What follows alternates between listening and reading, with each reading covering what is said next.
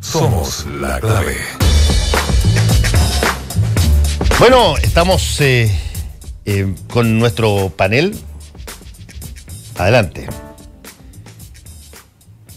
Tenemos a Isabela Ninat, tenemos a Verónica Pinilla. Hola, ¿cómo estás tú? Tenemos a Carlos Azócar, también académico del USACH, Centro de Investigación de Sociedad, Economía y Cultura. Y tenemos harto tema, las joyas. Primero que nada, como hay mayoría femenina en el panel, yo me paridad en la mesa. Paridad en la mesa, pero mayoría en el panel, porque ustedes son los panelistas. Qué bueno. Quiero primero poner sobre arriba de la mesa justamente qué les pareció lo que pasó ayer. Bueno, yo creo que para la historia de Chile y para la historia de los movimientos sociales, las manifestaciones y la lucha por la igualdad y por el respeto a las mujeres, sin duda lo de ayer fue, yo creo, una muestra de organización y de efectivamente de cohesión respecto a lo que está ocurriendo en Chile. Me parece interesante que hoy día las jóvenes, las mujeres en general, seamos capaces de poder marchar en función de un tema que sin duda alguna está en la agenda pública y política y probablemente se va a quedar por mucho rato. Sí, pues, me imagino. Efectivo, porque además ha logrado movilizar rápidamente al gobierno, a las universidades que hoy día están obviamente en el foco de la atención, y bueno, y a toda aquella institución que tenga que ver con dónde las relaciones sociales finalmente se regulan, se norman, dónde las relaciones sociales efectivamente tienen consecuencias, los actos individuales y colectivos hoy día más que nunca tienen consecuencias, y eso a mí me parece que es una cosa súper interesante. Después podemos ver algunos detalles sobre lo que ocurrió ayer, pero en general es una muestra de que ya parece que ya no vamos a aguantar más las mujeres estas faltas de respeto. Lo interesante fueron creo yo, varias cosas que se dieron simbólicamente de una manera distinta. Es cierto, mucha gente se queda con las personas que se sacaron, qué sé yo, el sostén y ya, y están a pecho descubierto. Yo creo que eso es lo mínimo en definitiva, claro. Lógico, y es una práctica bastante antigua por lo demás. Del feminismo, sí. Pero hay cosas que pasaron. Hubo personas, como lo decía ayer Nicole Martínez de la Confech, hubo cosas personas que no hubiesen estado dispuestas a salir, por ejemplo, por una causa con nombre sectorial determinado, qué sé yo, no al movimiento No Más AFP o a impedir que saliera una, qué sé yo, nueva termoeléctrica, pero que sí estaban dispuestas a salir por la situación de mujeres contra el acoso, el abuso y la educación sexista en todo orden de cosas. Es que yo creo que también, a diferencia de muchas otras marchas o de movimientos sociales, en este caso el interpelado no es solo el gobierno o los actores políticos, al final es la sociedad completa. Ese es el punto. O sea, en este caso puntual partió una interpelación al final contra las universidades, de donde escaló esto, ¿no es cierto? Y en el fondo ya no es... Hoy día yo leía esto de que el gobierno está armando una mesa de trabajo. Sí. Pero al final esto tiene que ser una conversación en las oficinas, en las universidades, en los espacios laborales. O sea, no es una conversación en el caso de los ejemplos que tú ponías, ¿no es cierto? No Más FP. Obviamente el interpelado es el gobierno, el sistema político.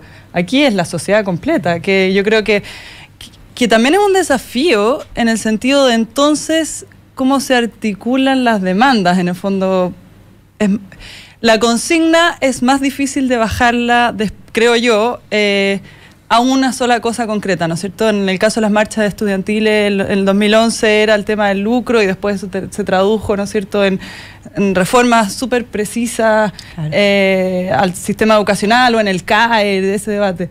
Acá es muy amplio el espectro, porque va desde temas laborales, desde la brecha salarial, hasta, no sé, un trato igualitario, cosas que son probablemente más culturales, por decirlo así. No sé.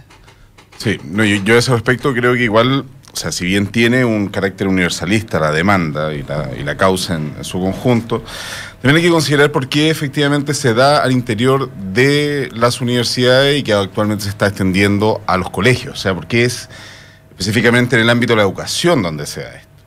Y yo creo que es interesante no solamente plantear que los estudiantes hace rato ya que nos están dando lecciones de política a lo más grande, y acá hay una superación del adultocentrismo bastante interesante, sino que también hay que pensar por el siguiente punto, que me pareció muy interesante lo que se planteó con respecto a esto de que es en la educación donde se dan estas relaciones, donde se tiene de alguna u otra manera una serie de consecuencias. O sea, finalmente es un ámbito donde las relaciones generalmente están mucho más normadas, y finalmente es en este ámbito donde de alguna u otra manera nosotros estamos frente a un laboratorio de relaciones de poder.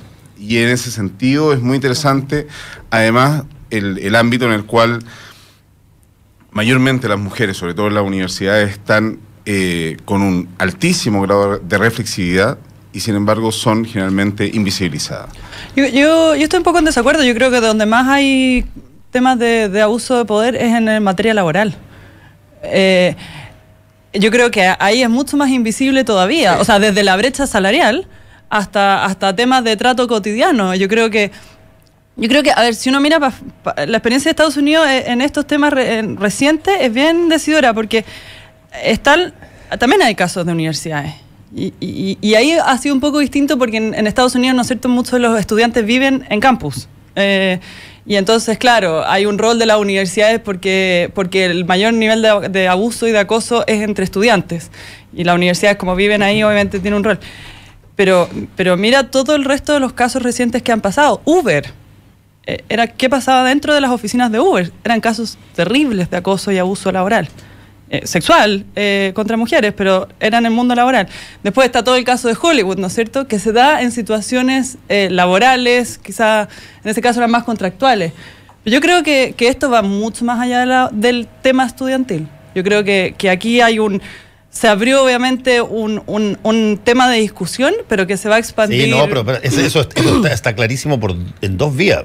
De hecho, yo vengo diciendo hace rato porque vi por ahí a un montón de personas que decían que esto venía un poco como corolario del Me Too de Estados Unidos. Y yo digo, no, pero sí, hubo mucho antes que eso, el movimiento de Ni Una Menos. Ni Una Menos, mucho más, y eso fue latinoamericano, no fue gringo. Para que no... Claro, pero al final, más allá de las campañas, finalmente es una manifestación donde al interior de las diferentes instituciones donde conviven los ciudadanos, universidades, colegios, liceos, escuelas, mundo laboral, tenemos un problema profundo respecto de cómo las relaciones sociales finalmente se materializan, y la igualdad de derechos, el respeto, la convivencia, lo que entendemos por convivencia, es finalmente lo que yo creo que estamos poniendo en telejuego. ¿Por qué? Porque claro, estamos hablando de abuso, de violación, pero en muchos casos también estamos hablando de prácticas cotidianas. Machismo cultural. Claro, que muchas veces las mujeres ni siquiera nos llegamos a dar cuenta que tiene que ver con violencia. Está tan naturalizado, institucionalizado, que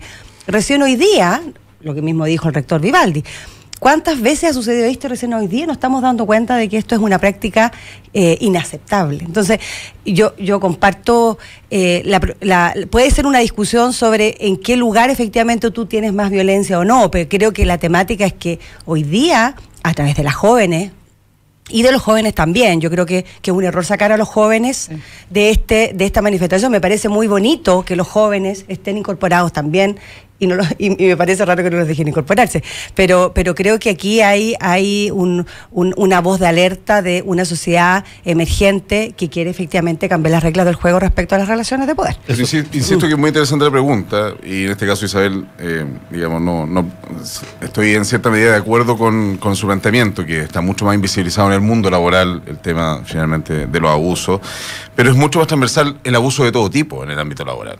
De hecho, podemos ver, o sea, se suman subalternidades dentro del mundo laboral. De hecho, hay mujeres ejerciendo cargos de poder que dentro de esos abusos también están parte de los abusadores. En ese sentido, es que creo que es muy interesante volver a plantearse por qué es la educación. Y creo que acá las estudiantes son una vanguardia en el sentido de que esto no se plantea recién hace 2 o 3 meses, sino que esto se planteó en el 2011.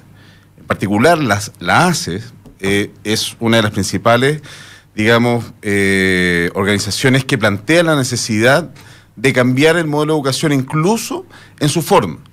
Y eso es interesantísimo porque apunta justamente a aquello que estábamos hablando al comienzo, que vincula una serie de temas y lo transforma en un tema transversal y que refiere a temas culturales.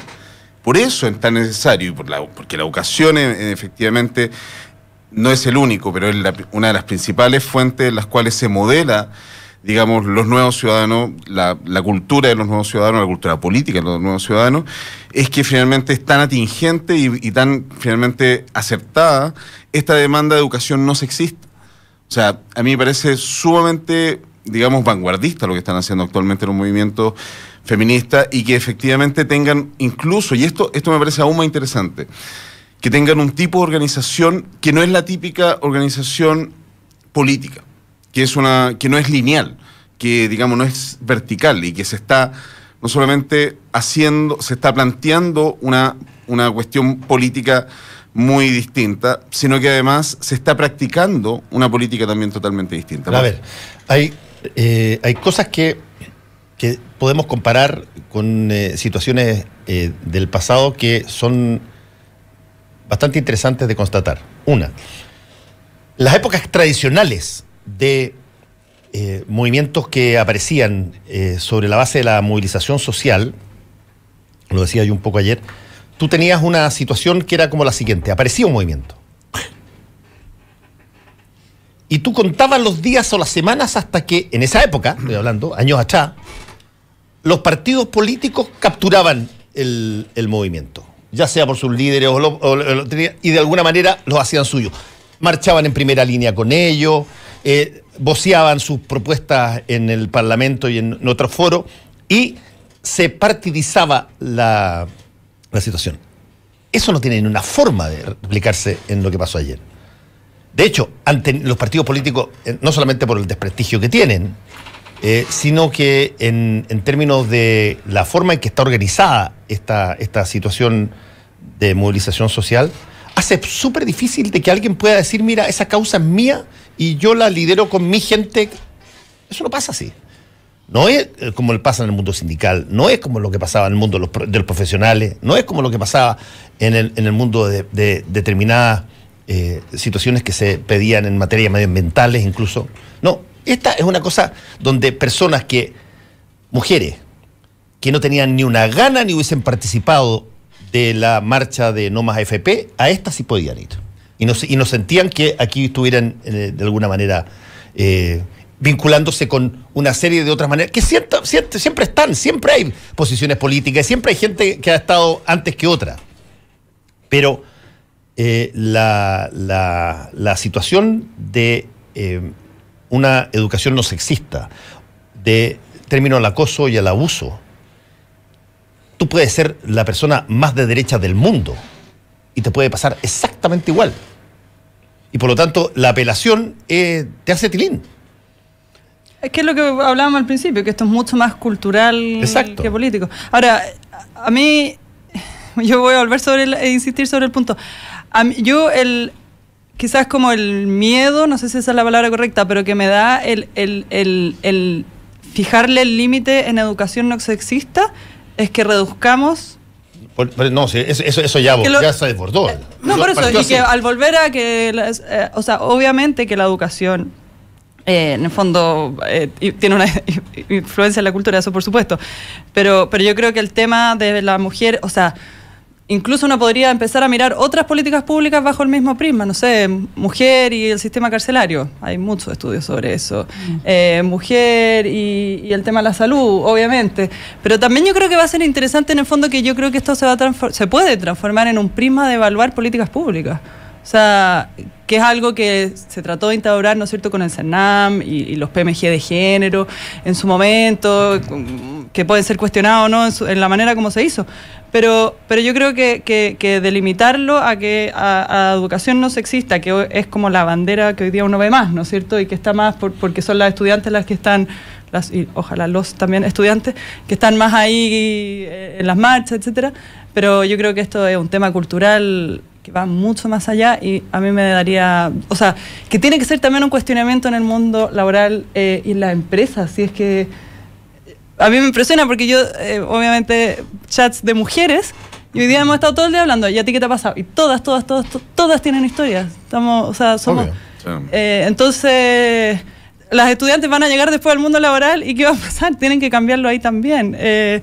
Y esto ya no son historias de hace 50 años atrás, no, 30 supuesto. Años atrás, son de hace 2 semanas. Ahora ahí lo que yo creo que está sucediendo también es que, como este es un tema que finalmente es tan grande, sí, la demanda también hay tanta dificultad para poder abordarlo, porque claro, finalmente debe ser abordado desde la perspectiva de alguna política pública, pero como es un cambio en las reglas del juego de una sociedad, ¿no es cierto?, creo que va a ser súper difícil, y yo creo que es un tremendo desafío también al gobierno, que ayer escuchaba que el gobierno estaba con dificultad para poder abordar esto porque, claro, no habían interlocutores. Obviamente que no va a haber interlocutores porque en un movimiento tan grande como este no hay interlocutores, no existe. Entonces, pero yo creo que, perdón, tampoco hay una sola política. No, por supuesto, a eso voy. Entonces, creo que el desafío es tan grande porque ¿por dónde empezamos? ¿Qué empezamos a hacer para poder abordar este tema? Y yo creo que, claro, al final aquí hay una necesidad de que en todos los espacios laboral, como tú bien mencionas, el mundo estudiantil, el mundo carcelario. O sea, en el mundo carcelario, la situación que viven las mujeres, algo pudimos ver cuando vino el Papa.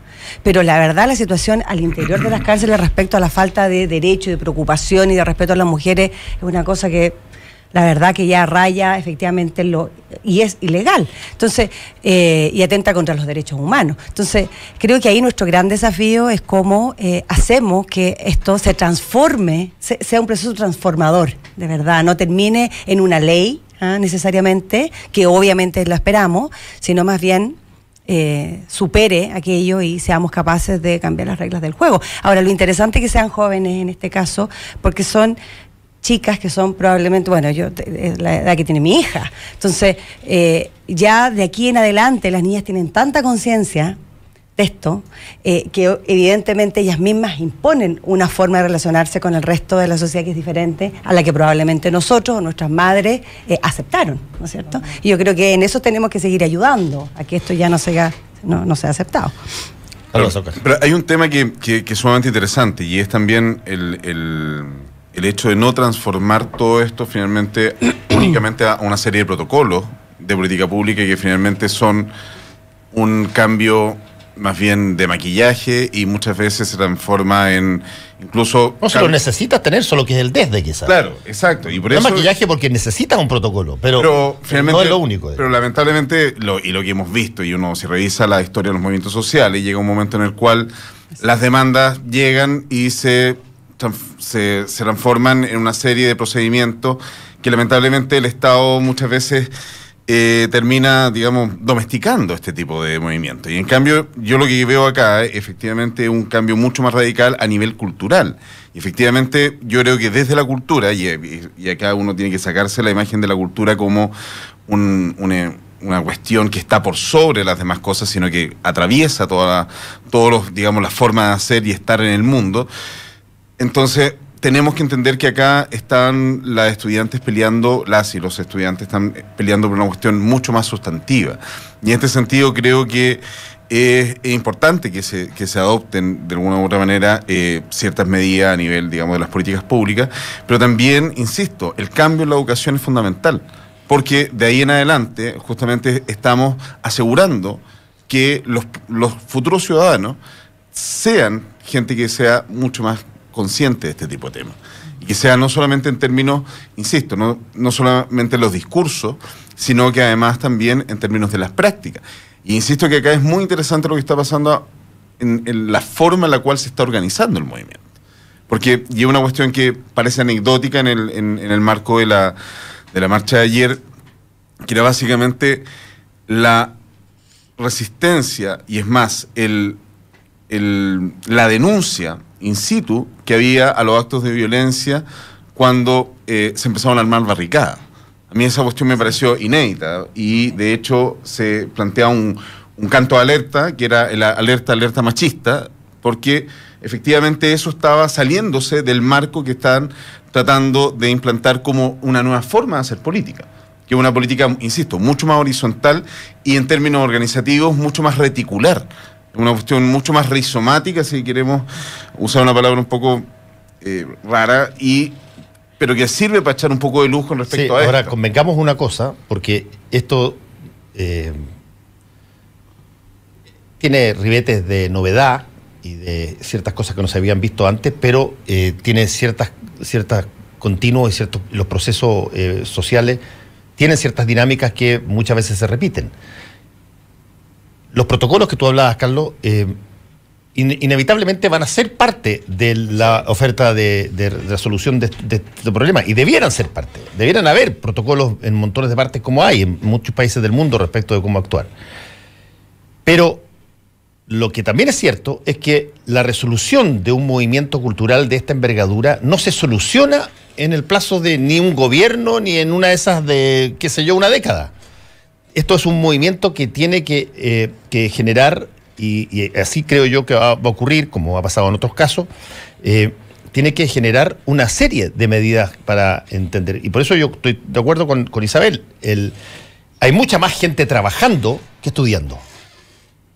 Y tienen el mismo problema, el de acoso, abuso, etcétera. ¿Se va a trasladar esto a la empresa? Sin duda que se va a trasladar a la empresa y a ver cómo se trata la cosa ahí. ¿Va por eso a dejar de salir del aula o dejar de salir de la universidad? No, pero se va a ampliar porque el problema existe. O sea, no es aquí no hay interpretación respecto al problema. Tú puedes intentar minimizarlo, decir que son, no sé, pequeñas cositas, pero no puedes decir que no existe. Y por lo tanto, estamos ante una de esas situaciones donde todos, directa o indirectamente, son interpelados por el problema. Es como si de repente tuvieras un problema de respiración. No puedes hacerte el gil nomás. Yo estoy de acuerdo y creo que el riesgo que se corre, no sé cómo ponerlo, pero es una sobrereacción para tener como una disolución inmediata, creyendo que eso va a terminar con el movimiento y con los llamados de atención, cuando estamos, creo que todos de acuerdo acá en esta mesa, que estos son cambios que se van a demorar años, ¿no es cierto? Entonces que de alguna manera, no sé, pues uno mira también lo que pasa en otros países y ahí ya es como, hay situaciones de lo políticamente correcto que ya es como hasta ridículo la manera de llevar relaciones sociales. Es otro caso con niños, pero en Suecia entiendo que las parvularias no pueden tocar a los niños si es que se caen, no pueden tocarlos. Entonces el niño se cae, se pega, un niño de 2 años, y no le puede dar la contención emocional que un niño de 2 años requiere cuando se pega. Que necesita a alguien que lo abrace y no alguien que le diga, no te preocupes, está todo bien.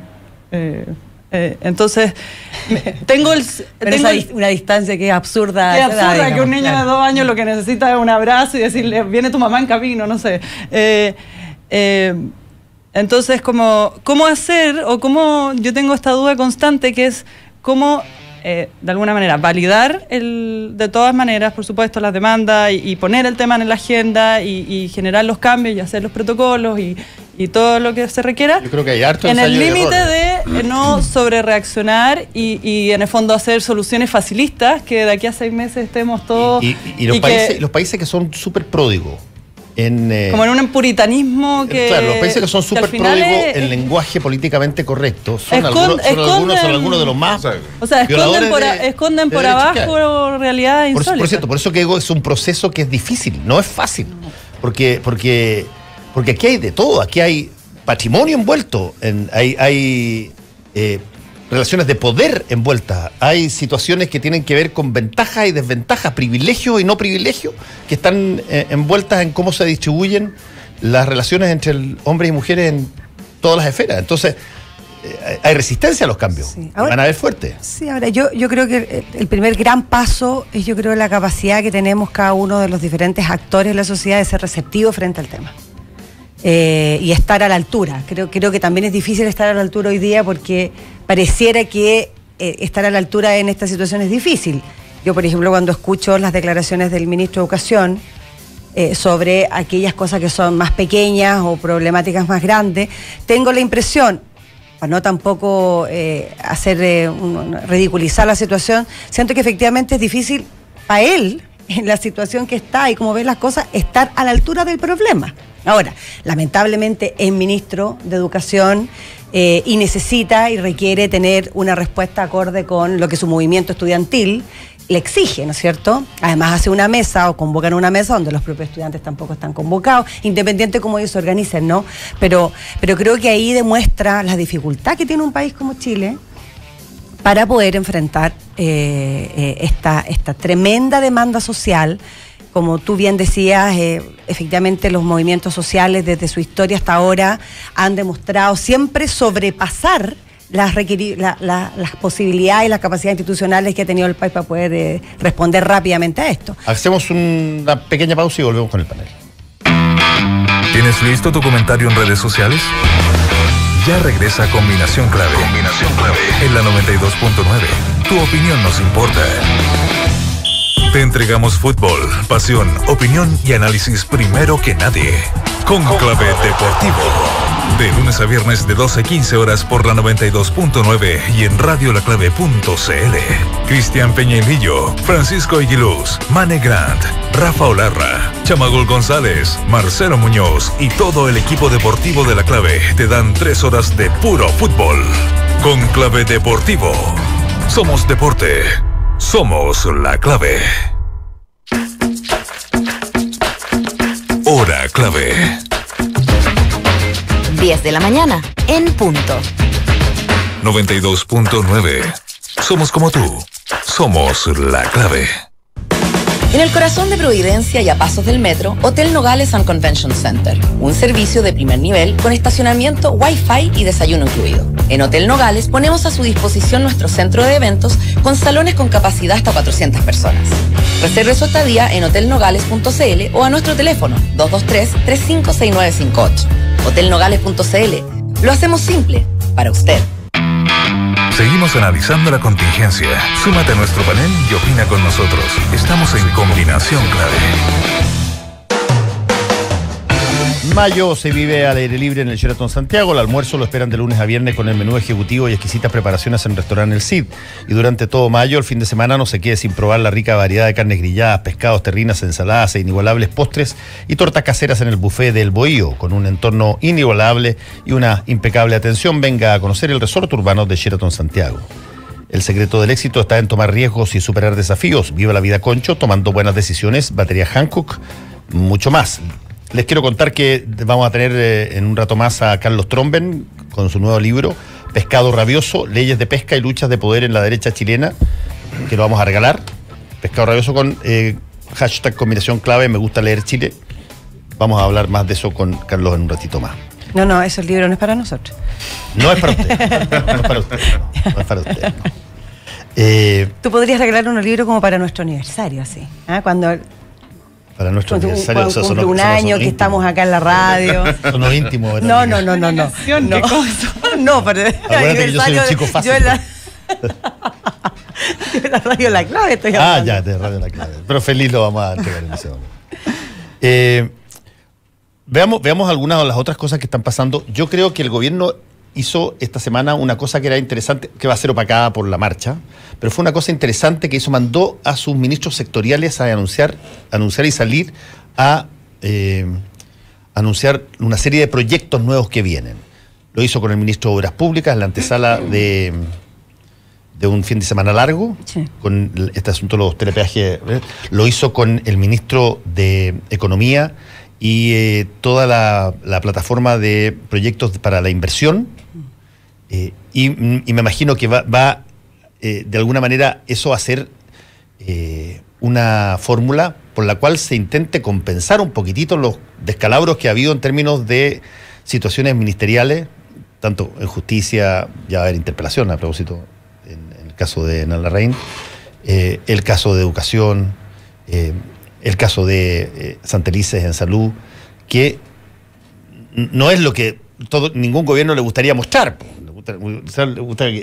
salir rápido a mostrar proyectos de ley que empiecen a hacer las cosas, y por lo menos en el área de la infraestructura y en el área económica sí se lanzaron una serie de proyectos de ley, y no sé qué tanto eso puede equilibrar la impresión que se tiene reflejada en las últimas encuestas de que el presidente cayó un poco, pero mantuvo la aprobación, mientras que el resto del gabinete se vino abajo. Sí. Pero también es una antesala del discurso del 1 de junio. Del 21 de mayo. No, pues ya no es 21 de mayo. Tienes toda la razón, pues ya era que ya no es 21 de mayo, ahora es 1 de junio. Acuérdate que se aprobó el año pasado. Sí, pues, hay una nueva, no, el año pasado ya fue. Sí, está esta nueva dinámica que cambia todo. Claro, cambia todas las cosas, tienes toda la razón. Sí.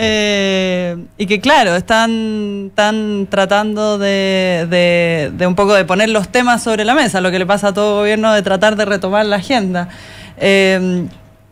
Yo creo que con lo que ha pasado esta semana veo difícil que logren alguna. Además que por otro lado está lo de la iglesia, que también ha causado. Esta próxima semana, olvídate, esto va a ser, pero cuando vengan llegando los obispos va a ser, pero la iglesia durante 2 o 3 días. Vamos a estar todos esperando en el aeropuerto. O sea, exacto, y además va a estar esperando a ver esta creación de expectativas del Papa. A ver, y las filtraciones que van a empezar. Y... A ver, ¿dónde está el bistec? Pues muestre algo de carne. Claro. Pero me imagino que obviamente tiene que ver con la preparación de la agenda del 1 de junio. Exacto. Y además que el gobierno utilizó esta fórmula de hacer estas comisiones prelegislativas. Yo creo que sonaron ahora. Yo creo que no hay ningún, o sea, siguen funcionando, algunas más que otras. Sí, pero ¿te acuerdas que se iban a tratar de ampliar a otros sectores? Pero si tú tienes ya 2 interpelaciones y tienes la posibilidad del Frente Amplio de conseguir una acusación constitucional. No, pero no la van a conseguir. No la van a conseguir, pero igual no es un escenario muy grato para armar consensos en comisiones. Sí, probablemente se va a trasladar al Congreso, la discusión, que es donde deberá estar. Voy a hacer una pequeña mención sobre el tema de la acusación constitucional. Creo que hoy día era muy acertada la frase de Patricio Zapata, de que la acusación constitucional en nuestro régimen político, que es una bomba, entonces usarla al voleo es una bomba. Es un descalabro mayor al sistema político, y eso es una discusión sobre nuestro sistema político que es mucho más interesante. Pero Verónica. Bueno, sobre las acusaciones ya vimos el año pasado, y terminando el gobierno de la presidenta Bachelet, el uso y abuso que hubo también de ese mecanismo, ¿no es cierto? Y lo que pasa es que la medida que más se utiliza, esto es indirectamente proporcional al resultado, porque cada vez ya tiene menos efecto, cada vez tiene menos capacidad también de poder generar cambios concretos, porque termina siendo una pelea bien absurda. Yo creo que para el gobierno el gobierno terminó su veranito de San Juan, y yo creo que el gobierno hoy día se está enfrentando a lo que significa gobernar en tiempos de hoy, con movimientos sociales muy empoderados, con una crisis de legitimidad de las instituciones muy fuerte, con autoridades que tienen dificultades para poder gobernar o para poder asimilar lo que significa sus cargos de ministro, que es difícil en todos los casos, obviamente que no es fácil, y con carteras muy sensibles. Entonces, me parece normal y me parece coherente que él lo que haga es tratar de dirigir su agenda y dirigir su gabinete a temas que él ha planteado como para él importante, que es la agenda de crecimiento, la agenda de inversión, y creo que por allá va. Ahora, en este escenario va a ser difícil que lo pueda mantener, y yo creo que el rol que él cumple, lo mismo que tú planteaste, Fernando, los ministros tienen una baja, empiezan a bajar en sus apoyos y en su reconocimiento ciudadano. Él sigue manteniendo relativamente un apoyo, y creo que él es el que hoy día va y puede seguir liderando este proceso, pero creo que la tiene difícil. Sí. Carlos Azócar. Sí, yo creo que acá hay o sea, más allá del marcado presidencialismo histórico que existe en nuestro país, en particular, no hay que perder, digamos, de vista las particularidades de nuestro actual presidente, que son de un tipo de liderazgo bastante autoritario, bastante personalista, y que en ese sentido creo que eso de alguna u otra manera se entiende ya cuando uno ve, por ejemplo, la cantidad de figuras públicas o anteriormente públicas que son, digamos, importantes dentro de las distintas carteras. O sea, son muy poco en realidad los políticos tradicionales que están incorporados dentro del gabinete, y más bien nos encontramos con una serie de otros personajes que tienen o personeros que tienen más bien un carácter estrictamente técnico.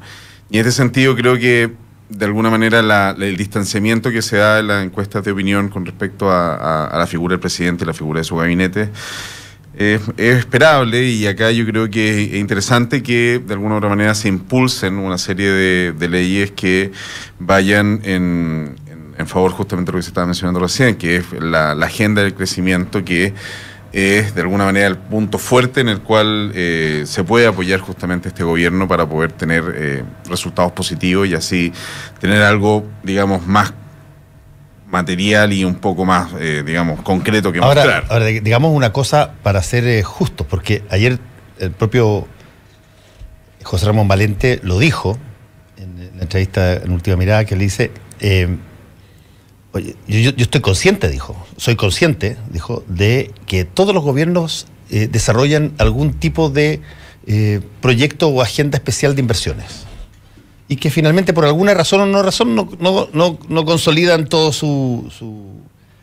O sea, hay conciencia, por lo menos lo reflejó ayer, de que los proyectos no bastan enunciarlos como proyectos para que se pare todo el mundo a aplaudir, digamos. Tú tienes que empezar a mostrar resultados concretos de proyectos.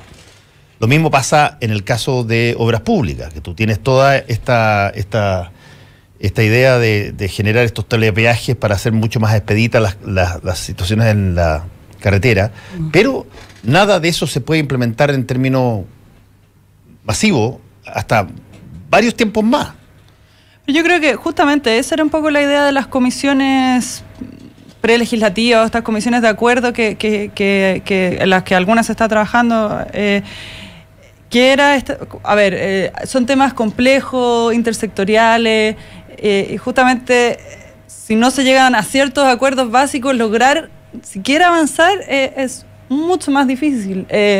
Yo estudio harto el tema indígena, y a mí me causó gratamente la atención que no se partiera con un anuncio grande, que es lo que desde el 90 en adelante se ha hecho, ¿no es cierto?, que es un anuncio grandilocuente sobre la nueva política indígena que vamos a tener en el país, que básicamente luego termina en pequeñas cositas, un programa aquí, un programa acá, que estamos mucho en la lógica de estos grandes anuncios transformadores, y que a la hora de 4 años después queda poco de eso. Es que, Isabel, ahí hay un punto súper importante, y voy a recoger las palabras del propio presidente. Así que cuando él dice en un momento dado de su campaña que él aprendió de la experiencia de su primer mandato, yo creo que aprendió. Uno tendría que preguntar, a ver, ¿qué cosas aprendió de la primera cosa? Yo, por ejemplo, me imagino que hay ciertas cosas que son obvias.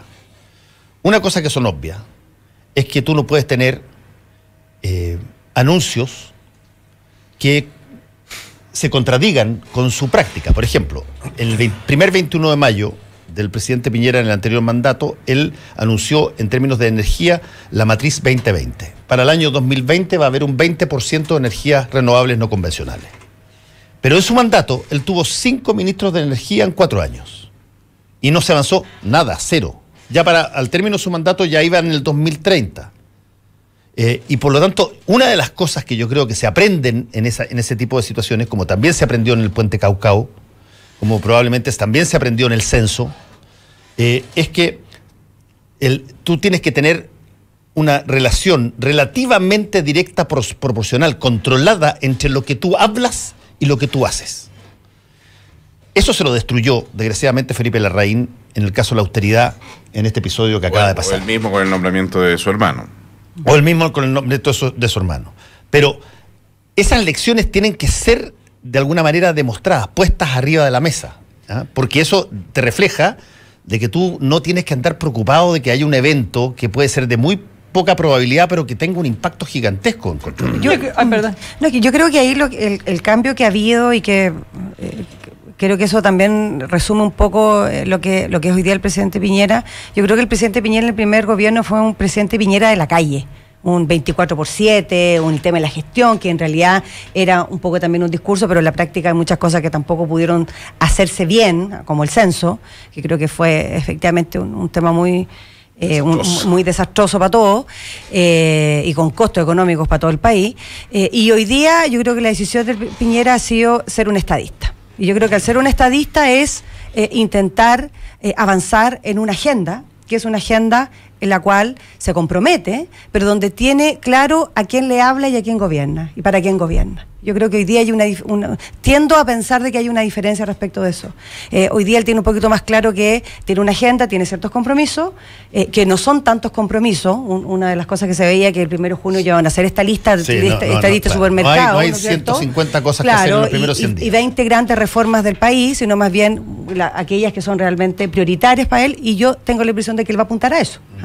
Y se la va a jugar por esa agenda, y que la evaluación ciudadana va a estar dada también por la capacidad que tenga de avanzar en eso. Ahora, que los movimientos, que las presiones sociales, que el tema económico afecta, obviamente que afecta, pero bueno, esas son las reglas del juego cuando uno es gobierno. Para todo. Hay una situación que es fundamental para poder entender el escenario político en su conjunto, y es que finalmente al no tener una mayoría parlamentaria, la situación es sumamente compleja en términos legislativos, y por eso los consensos van a ser mucho más importantes. Por otro lado, yo creo que de las principales enseñanzas que sin duda alguna, o sea, Piñera tuvo, es que no se puede aplicar, digamos, con un copy-paste el tema de la gestión en el mundo privado al mundo público. Y esa es una cuestión fundamental, porque si uno entiende básicamente justamente esta idea del 24/7 y justamente cuando se plantea el hecho de poder... los pendrives y toda la tontería. Y también incluso la idea de una imagen corporativa como imagen de gobierno era una serie de cuestiones que se habían cortado y pegado del mundo privado y se habían tratado de instalar en el mundo público con un sonadísimo fracaso. Y yo creo que ahora, digamos, tenemos una enseñanza que es que finalmente tiene que haber mucho más consenso y tiene que haber mucha más política propiamente tal. Y en este sentido, creo que es de alguna u otra manera mayormente positivo esto que está pasando, pero también hay que ver que dentro de esta agenda muchas veces las cosas que se hacen es dejar más que hacer y menos, digamos, política propiamente tal del Estado. Y eso es interesantísimo cuando podemos ver las cosas o cómo se ha actuado hasta ahora en términos de los protocolos, en el término de finalmente del tema estrictamente administrativo. Y ahí yo creo que hay que tener muchas alertas con respecto a cómo se va a avanzar de ahora en adelante. Sobre todo con la agenda pro crecimiento y cómo de alguna manera el Estado va a estar o restándose digamos, de fiscalizar una serie de actividades económicas, o bien, digamos, propiciando actividades económicas que son de un tipo de desarrollo que la verdad es que uno hoy por hoy tiene que poner una gran interrogante, un gran signo de interrogación con respecto a si es que son o no propiamente actividades económicas de desarrollo.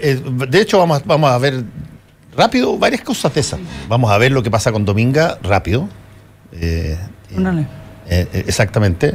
Vamos a ver cuál es la situación que se va a plantear respecto de las tronaduras que están en, ¿cómo se llama? Me olvidé ya, sorry. Pero las tronaduras que están ahí en Aysén, y la Riesco, sí.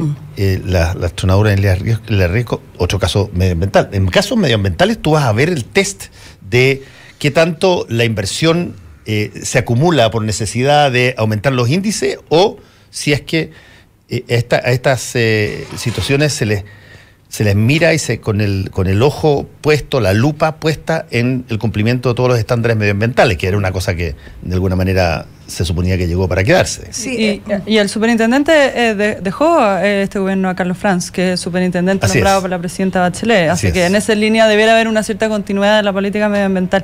Es interesante, justo ayer estaba revisando está ligado al tema medioambiental, por algo que tú dijiste sobre esta regulación. Y es una agenda que se ha hablado un poco en el último tiempo. Sin más regulación es necesariamente mejor regulación. Hay un tema como hay una propuesta de más simple mejor, que no necesariamente más regulación es mejor, ni asegura nada, ¿no es cierto? Hay muchas veces que es regulación contradictoria, de eso estamos llenos nosotros. Sí. Y era una comparación entre Australia, que a mí me parece que no es un país que sea muy laxo en sus permisos ambientales, más bien tiene un buen sistema de desarrollo, y Chile. En Australia un proyecto minero se demora 3 años de aprobación, en promedio. En Chile está entre 5 y medio y 6 años. Solamente en aprobación en el sistema ambiental. Sí. Ahora, una regla del juego en términos de lo que deja la minería a Australia y finalmente el tipo de desarrollo de la... Incluso en ese caso han podido concebir la regulación de manera mucho más inteligentemente. Sí, o sea que ahora lo que tenemos que entender que sin royalty en Chile... El royalty australiano es mucho más alto que el chileno. No, está bien. Yo estoy hablando de conseguir los permisos ambientales. No de si hay royalty o no hay royalty. Sí, pero... Es un tema, porque tú en algún momento dijiste, no, que vamos a ver cuánta regulación hay. Si es que sacan... Yo creo que hay que mirar la calidad de la regulación. Estamos llenos de regulación contradictoria. Sí, entonces, no asustarse de que por quizás revisar ciertos ámbitos significa que esto ya es entregar el desarrollo. No, yo creo que hay maneras de hacerlo mucho más inteligentemente. Lo está haciendo México, lo está haciendo Australia, lo está haciendo Canadá, o sea... Bueno, pero él anunció al presidente la creación de una unidad, un departamento de gestión ambiental, ¿no es cierto? Y de proyectos de inversión, que yo creo que, no sé, no lo conozco en profundidad, pero debería apuntar a poder responder con esta problemática que nosotros nos autoimpusimos en buen momento, cuando Chile se incorpora a la OECD y eleva sus estándares respecto a la inversión y medio ambiente. Obviamente lo que no hemos hecho, lo que no hicimos tampoco ordenadamente y tenemos que hacerlo, es cómo nosotros vamos también ayudando y preparando a las empresas y a las inversiones, no para que salgan del sistema, sino más bien para que puedan invertir con las reglas del juego y las normas que están establecidas, ayudarlos. O sea, esa ruta de desarrollo, de creación de normas, de aplicación de las normas, de preparación, es una ruta que en Chile no está trazada. Es una ruta que tiene que ver más conversaciones y con definiciones no escritas. Y no hablo de leyes, hablo de cómo ayudamos a que las empresas finalmente puedan invertir en Chile. Sí, yo creo que nadie quiere que las empresas dejen de invertir, muy por el contrario. Lo que queremos es que inviertan, que se queden en Chile, que generen empleo, crecimiento económico, pero que lo hagan de acuerdo a las normas establecidas. Al final... Y eso es un camino que a veces siento que a lo mejor como tú planteas, Isabel, o exacerbado en términos de normativa, que a veces a lo mejor no es coherente una con otra, o espacios de acción que, claro, que tampoco le deja claridad al inversionista. Yo tengo la impresión, para ponerlo en un eslogan, si tú quieres, que aquí lo que va a valer es qué tanto importa el crecimiento versus qué tanto importa el desarrollo, que no son las mismas cosas. Tú puedes tener crecimiento, puedes tener subdesarrollo. Tú puedes tener, qué sé yo pongo varios ejemplos que son similares. Tú puedes tener una política de ahorro de energía y usar y prender las luces que solamente te correspondan y no prender todas las luces. Y la gente se pone, imagínate, absolutamente dentro de la campaña. Y te va a caer el PIB.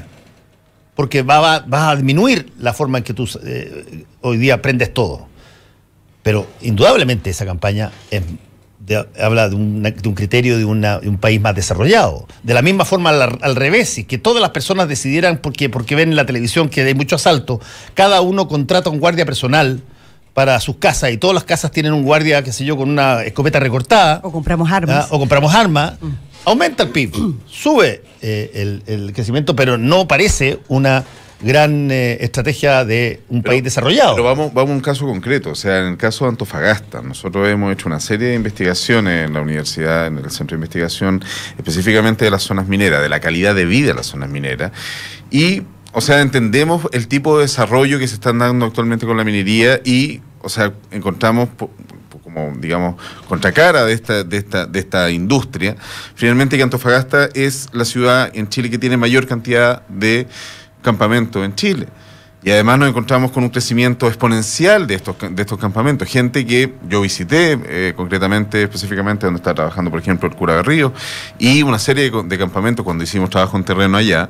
Y la verdad es que lo más parecido es digamos, un escenario post-apocalíptico parecido a Mad Max. O sea, una cuestión absoluta y totalmente, digamos, en el límite del humano. Y finalmente nos encontramos con que esto es un tipo de desarrollo que estamos efectivamente impulsando en Chile, y no significa que finalmente detengamos el crecimiento, sino que efectivamente este crecimiento sea una cuestión que efectivamente llegue de forma mucho más equitativa a todos los ciudadanos que están finalmente involucrados.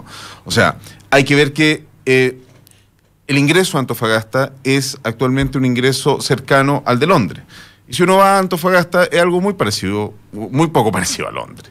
Y finalmente nos encontramos con un tipo de industria que la verdad es que lo que van realizando en el sur de Chile, por ejemplo, la salmonera, o digamos en el centro sur con la industria agroindustrial, la agroindustria, la verdad es que, digamos, estamos frente a un escenario en el cual los trabajadores no tienen ningún tipo de seguridad laboral, no tienen ningún tipo de seguridad social, están finalmente absolutamente precarizados, y este es el tipo de modelo que se está impulsando, y en función de ese tipo de cosas que nosotros también tenemos que ampliar el concepto justamente de desarrollo y entender justamente que este sí es un tema que es evidentemente también laboral. Sí, no, sin duda, y yo creo que hay una relación de discusión. Yo me acuerdo una vez,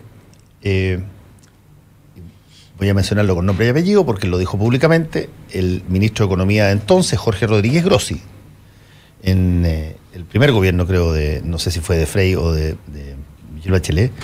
Él dijo que nosotros no nos podíamos dar los gustos de sopesar y evaluar determinados proyectos de crecimiento, porque estábamos en una etapa donde lo que necesitábamos básicamente es que vinieran inversiones, y no podíamos tratarlos como si fuéramos Suecia o fuéramos Dinamarca, ese tipo de cosas, porque había primero que crecer y después uno evaluaba si es que las cosas tenían una mayor sujeción a leyes ambientales o cosas de ese tipo. No nos podíamos dar el lujo de descartar inversión extranjera en función de criterios que eran más bien de país desarrollado. Y esa yo creo que es lo dijo con total sinceridad Jorge Rodríguez. Esa es una definición clarísima. Y yo creo que eso permea el pensamiento de mucha gente. Pero hoy día tenemos una institucionalidad ambiental, o sea, eso lo dijo antes de que... Antes.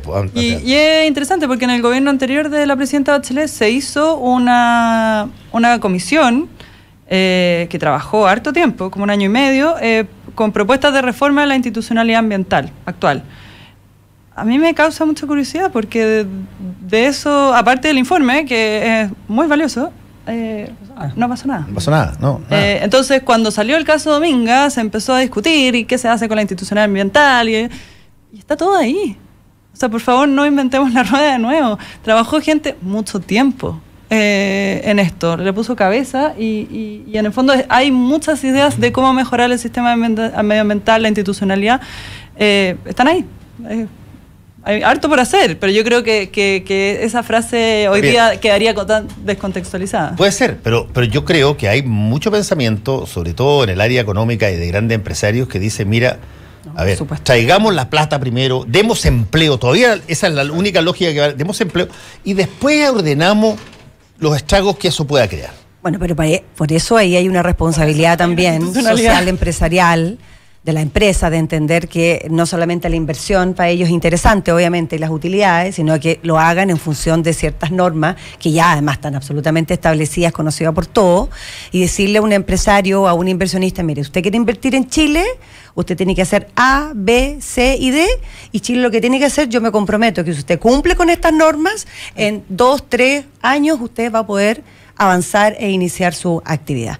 Yo creo que ese es un poco lo que deberíamos acordar. Ahora, el peor de los mundos es que no tenemos claros los plazos, o no hay claridad respecto a los plazos, o estos se extienden infinitamente, y tampoco nosotros a veces nos pisamos entre nosotros respecto a la norma. Creo que es claro. Ahora, evidentemente Chile cambió, nosotros mismos hemos impulsado una agenda medioambiental que es exigente, y ya no podemos pensar que las inversiones de los 90 son las inversiones que tenemos que tener hoy día. O sea, no sé quién pudiera estar de acuerdo con eso. Pero por ejemplo, yo creo que lo realizado en materia de energías renovables no convencionales, o en todas las licitaciones de energía que se hicieron en el Ministerio de Máximo Pacheco, nadie va de este gobierno a decir que eso está fuera de lo que debería ser. Todo lo contrario, van a seguir esa carretera total y absolutamente. Y en materia de energías renovables no convencionales creo que hay alrededor de, no tengo idea, pero como 2.500 o 3.000, un poco más, millones de dólares que están hoy día todavía en levantamiento justamente en esas energías que no existían hace 10 años atrás.